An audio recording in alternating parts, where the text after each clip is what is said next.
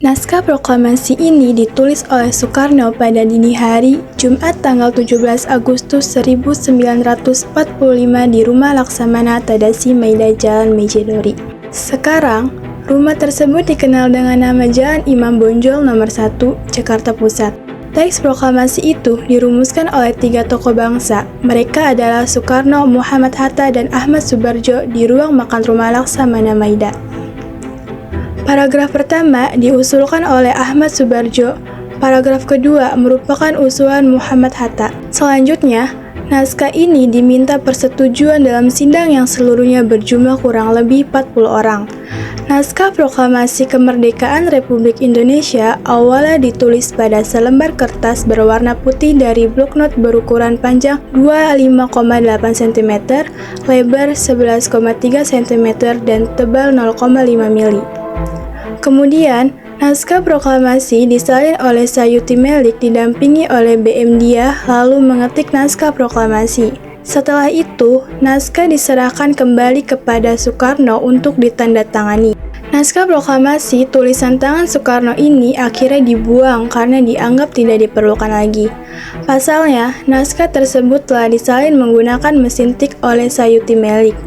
Untungnya, naskah yang sudah dibuang itu diambil dan disimpan oleh BM Dia sebagai dokumen pribadi.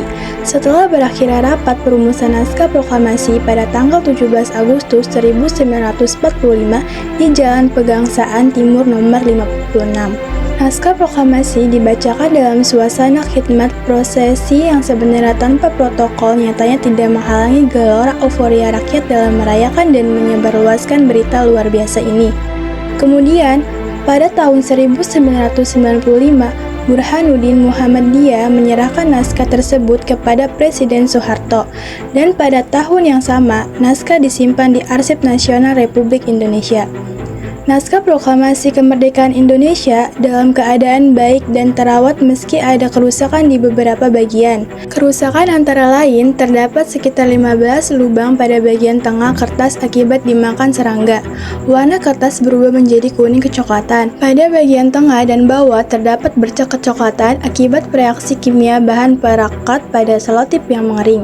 Meski terdapat beberapa kerusakan, tetapi seluruh kalimat masih bisa terbaca jelas.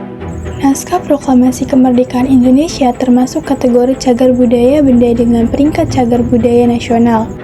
Dan begitulah kisah di balik perumusan naskah proklamasi. Selain banyaknya rintangan untuk bisa menyatakan kemerdekaan, pada akhirnya Indonesia telah menyatakan merdeka.